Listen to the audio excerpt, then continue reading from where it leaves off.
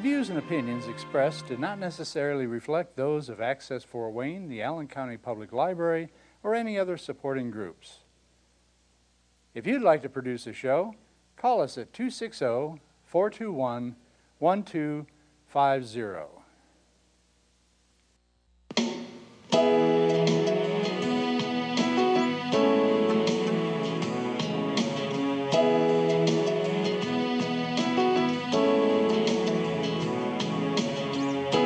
Let me be your lighthouse, so I can show you the way. Let me be your shining light.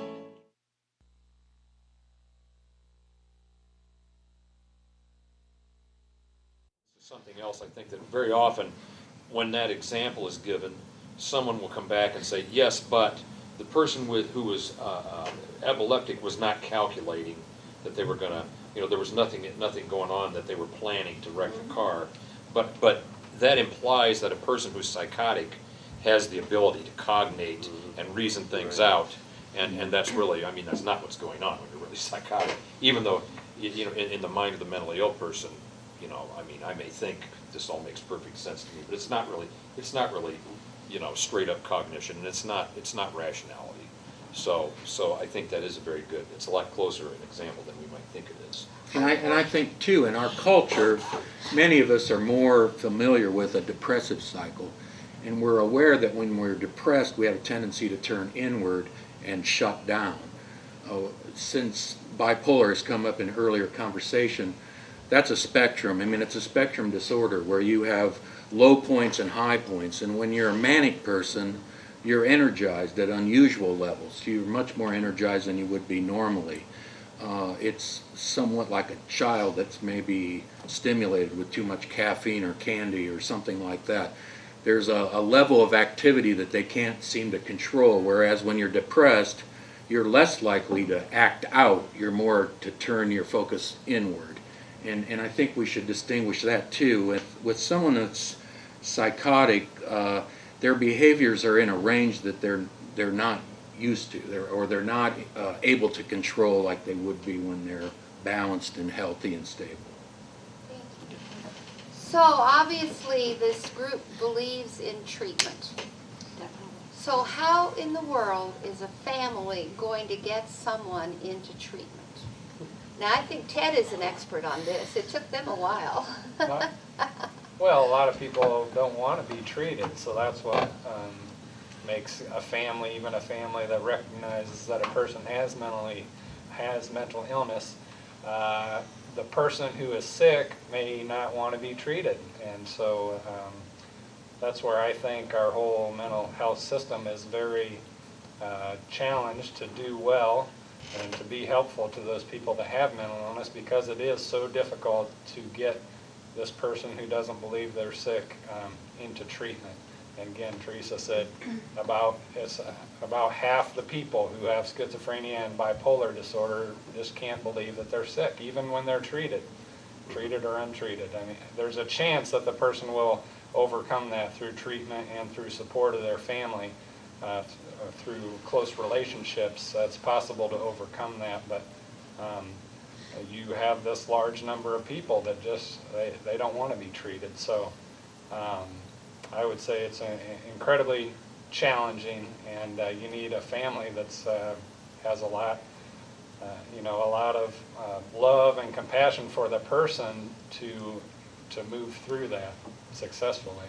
As a parent and grandparent of young people who developed mental illnesses,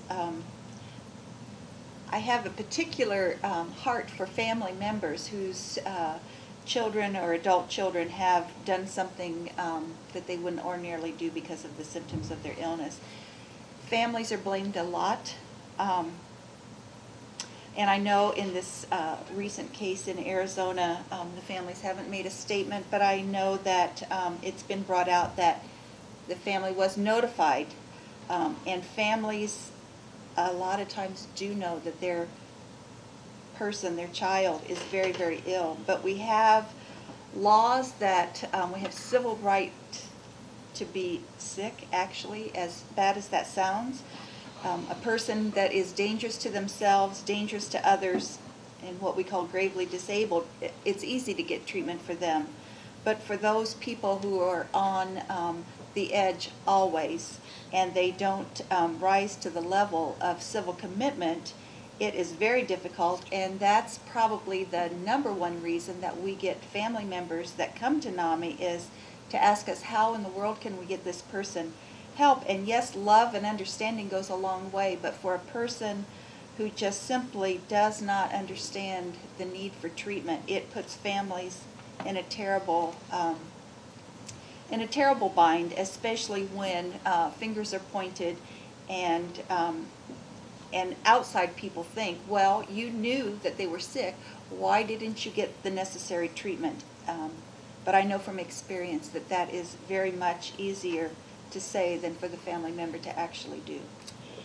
There's a new thing coming out too on the doctors at the National Institutes of Mental Health who are working on our new Diagnostic Statistical Manual 5, which is the manual that the doctors use to arrive at a diagnosis.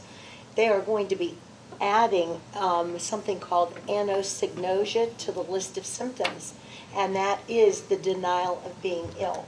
So I think in the future, really, Ted, there's going to be some help with that diagnostic procedure, with that in place, with anosognosia in place.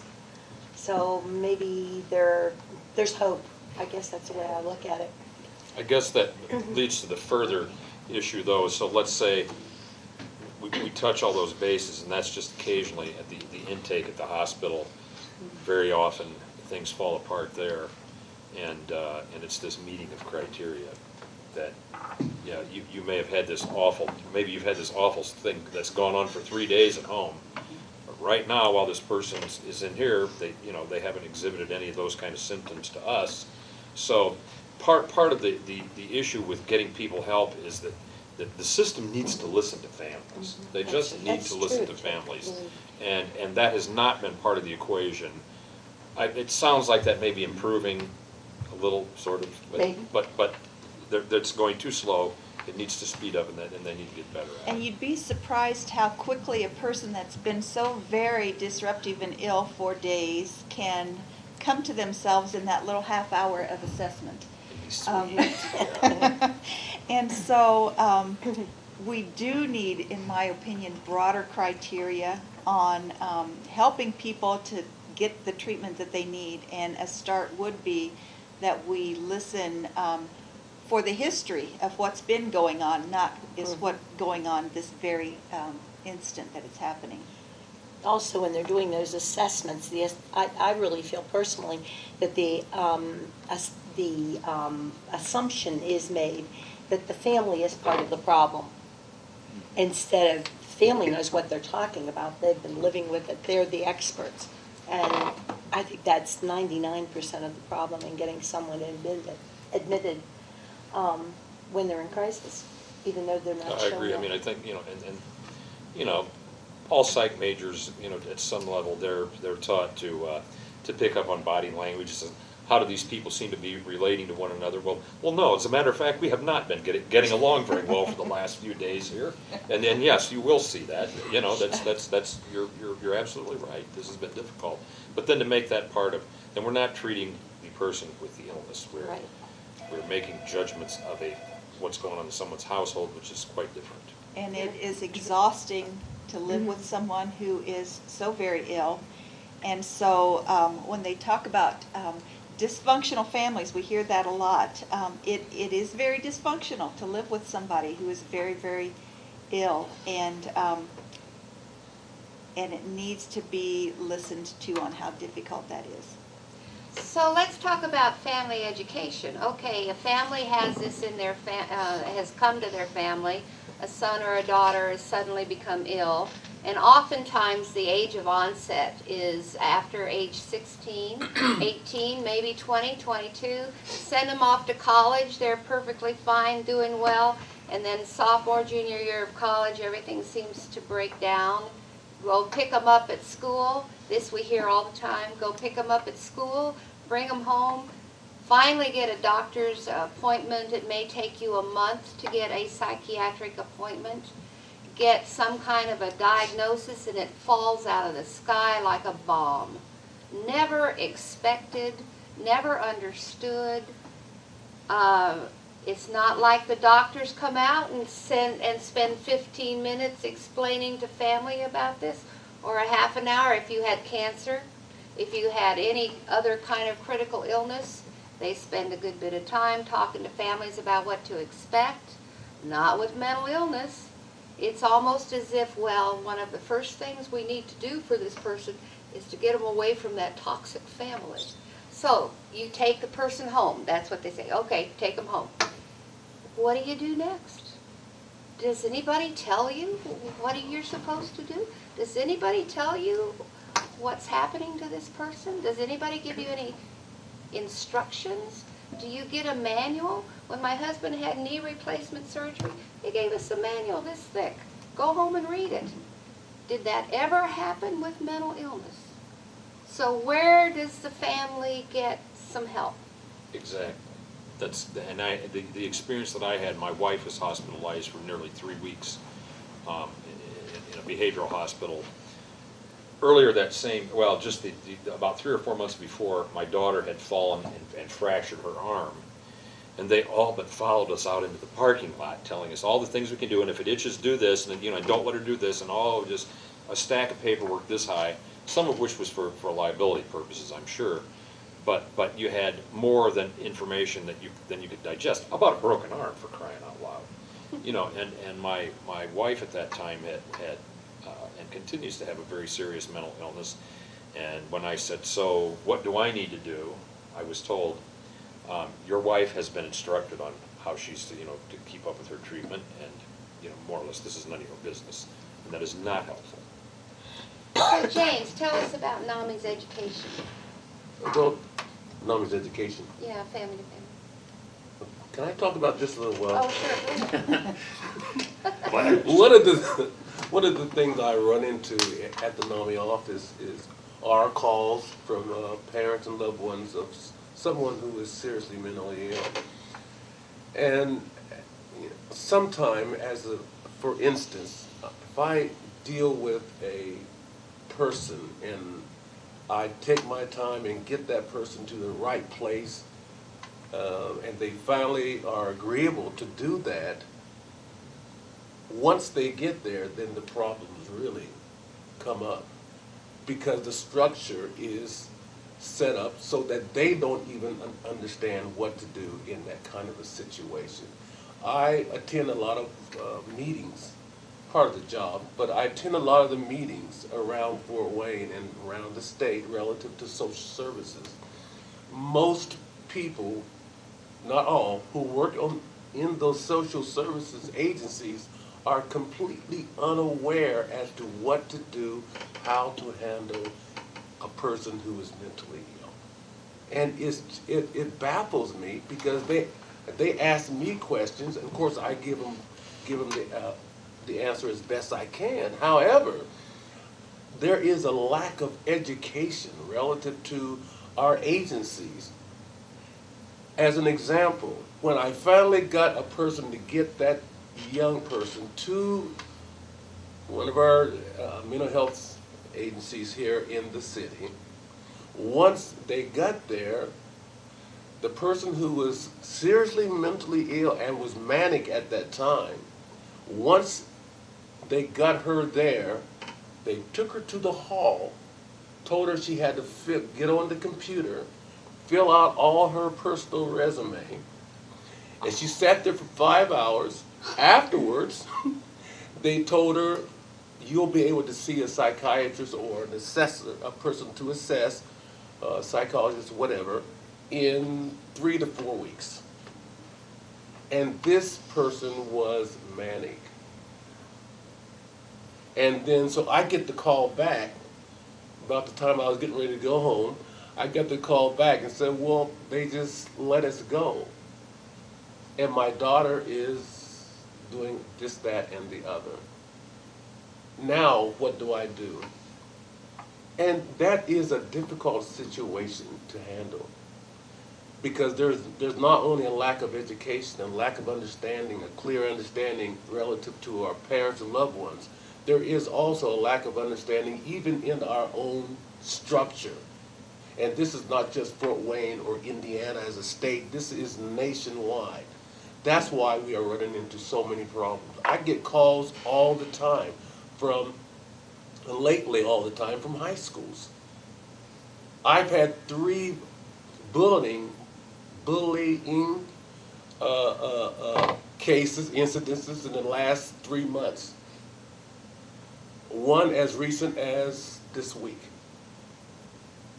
And 2 suicides. And these are in high schools where the administration did not know what to do with this child who was depressed, upset, sad, and was being bullied every day. Well, it eventually turned out that this child did something to himself. That told me that not only are the parents and the loved ones and concerned people are unaware, I wonder who is aware, or who is knowledgeable. And are we teaching the people that these people have to go to every day to get some help? Do they know? We know sitting around the table. But that is not good enough. And I'm finding that's not good enough. So Joanne, tell us about our family-to-family education. Well, we'll do a commercial for family-to-family education here. NAMI Fort Wayne is fortunate to have a 12-week education course for families of the mentally ill on mental illness, and it covers a broad spectrum of subjects. And it's wonderful as far as seeing a parent come in who is really lost, as Kathy puts it, in the tornado of the illness. They're overwhelmed. They don't know what to do to help their child. They're not getting much help from the medical community. And they come to the classes and they learn what mental illness is. They learn how to cope with it. They learn how to be a caregiver. They learn what it's like to be mentally ill. We have a wonderful workshop that you can experience what it is like to be mentally ill. And I think it's very effective. And communications with someone who's mentally ill. And there, as I said, there's 12 classes. When people go through the 12 classes and they write their evaluations, we have been told that our evaluations say it was a godsend, it was a lifesaver, because I didn't know what I was dealing with. And they learned how to deal with the illness. And they're much more capable and knowledgeable of standing up in the medical community and fighting for the rights of their mentally ill relative, which I think is really important. And they have a firm understanding of what they need to do for their loved one. And Kathy is certainly, she and I have taught the classes for 20 years. I can't believe it's been that long, but it has been.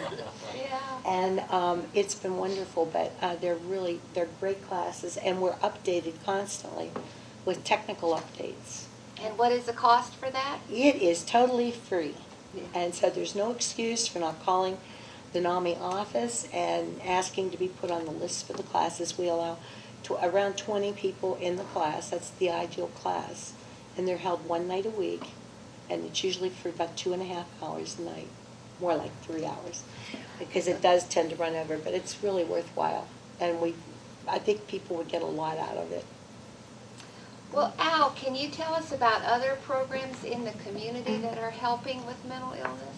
Well, I'd like to add too that NAMI not only teaches this class, generally it's twice a year, once in the fall at time of the year and in the spring, but we also offer support on a weekly basis so that you can gather with other families and learn from their experience so that you're not just out there on your own. The feeling among families is also often that they have never, since this is a new experience to them, facing mental illness and the prospects of a long-term commitment to solving this problem, they aren't aware that other families have gone through this same challenge before. And so by coming to a NAMI meeting, you are introduced to other families that might be on a further down the path than you are. We offer an education night once a month as a NAMI organization here in Fort Wayne also. So we invite experts from our community, maybe a member from Park Center or a psychiatrist, a variety of different key community players that can educate families so that they know what to do in crisis or when they're just seeking stability or developing a medication strategy. So by attending a NAMI support group meeting, you are introduced to a variety of things that will help you as a family member. So I'd like to make sure families know that they aren't alone in Fort Wayne. So what about some of the other programs that we have? Maybe Teresa would like to tackle that. CIT, Carrie? CIT stands for Crisis Intervention Team, and that is a group of specially trained police officers. Fort Wayne Police Department, Allen County Sheriff's Department, and many of the surrounding counties and towns have specially trained crisis intervention team officers. They receive 40 hours of specialized training so that when a psychiatric crisis occurs, they can be the first to respond to that. In Fort Wayne, we have had crisis intervention for 11 years now, I think, and each year averages about 1,000 contacts per year. Prior to CIT, most of those folks would have ended up in the Allen County Jail, whether for a short time or a longer time, because no one knew what to do with them. Now the CIT officer is able to assess the situation, determine if they meet criteria for what's called a 24-hour hold or observation, and they can take them to the hospital to begin to receive treatment instead of to detention or jail. And what about the Carriage House, Mike? Well, the Carriage House, which is where we're having this little meeting this evening, is a day program for adults with serious mental illnesses. It's a very non-traditional approach to mental health care. There are no medications dispensed here. There's no face-to-face therapy. Instead, Carriage House offers a place where adults with serious mental illnesses can almost, in a sense, be the management, and are invited to engage in real-time, meaningful work. The business of the clubhouse gets done by the clubhouse members, and these are all people with serious mental illnesses. And frankly, I worked here part-time for about 7 years, and it was one of the neatest experiences in my life. Having just come out of a very difficult situation with my ex-wife, when I was asked, how would you like to work with the mentally ill, I was not really thrilled about taking this on, but it turned out to have been one of the best things that ever happened to me. I think I learned a lot about empathizing. Frankly, made friends with people here that have gone on even after I stopped working here. Still calling people. There are a couple of guys, if I want to get my car fixed, they're clubhouse members that I call because they know what's going on. But it's been, I think a clubhouse gives a person with a serious mental illness a way to begin to get their life back and maybe to be in control of their life once more. Someone who's been hospitalized repeatedly, has been occasionally a victim of case management for a number of years, has maybe not made an adult decision about their own life in years. And the Carriage House, a clubhouse program, if it's done correctly, provides a place for adults to begin to be adults again. And we don't have time to talk about some wonderful success stories that I could relate to you if we had the time.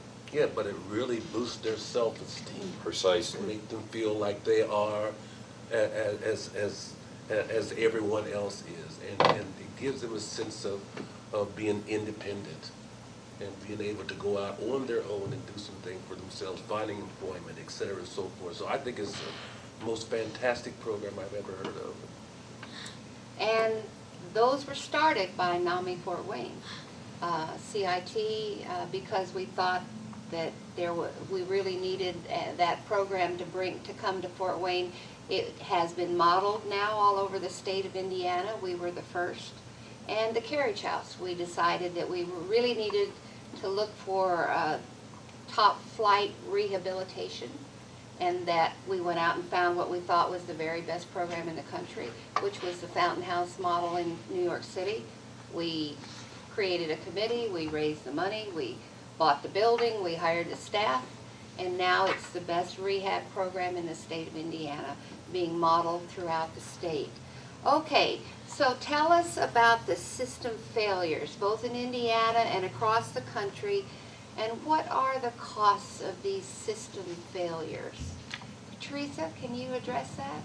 Well, some of the challenges that Indiana has faced has been changes in how Medicaid is billed and paid for. And so a lot of the treatment options that were available prior to July of 2010 are no longer as much of an option as they were. What happens when these things happen is that we may save a little bit of money from this particular group pot of money. In the long term, though, we're going to pay a whole lot more in prisons, jails. We don't have very many long-term mental health care facilities, and so people cycle in and out of the acute hospital. That's very expensive too. So the costs of these cutbacks, I think, is going to prove to be very, very great in both the short term and the long term. And the Arizona situation, what do we know about that? As far as the changes in the state, Yeah, and what happened there with Lochner? well, I don't know that the changes in the state impacted that particular situation.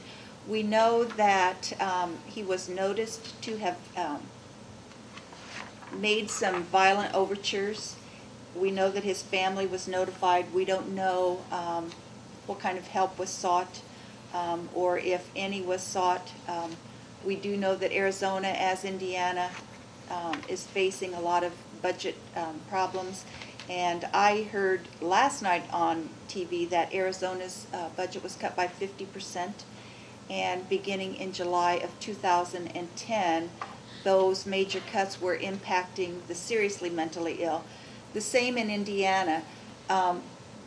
The people that are most impacted by the budget changes or the treatment option changes are those with the most serious mental illnesses, because the support systems that used to keep people in home, in their own home or in a home and out of the hospital, those support systems are no longer a viable option for many people with serious mental illness. So I've heard our Allen County Sheriff say that we have stepped back into the 50s when it comes to treating mental illness, that the Allen County Jail is our largest mental institution in Allen County, that there are more people in Allen County Jail with serious mental illnesses than there are in any other place. So we really need to look at this situation and treat these like brain disorders that we know they are. Thank my panel very much for coming and these guys are brilliant. Thank you very much.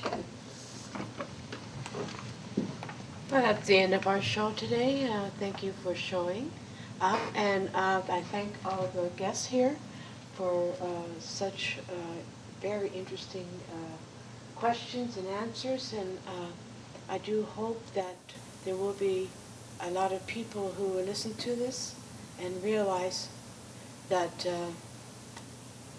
we need help. The mentally ill need help, and they just can't stand by and allow them to hurt themselves or others when they do get manic. So thank you, and have a great day, and maybe meet again.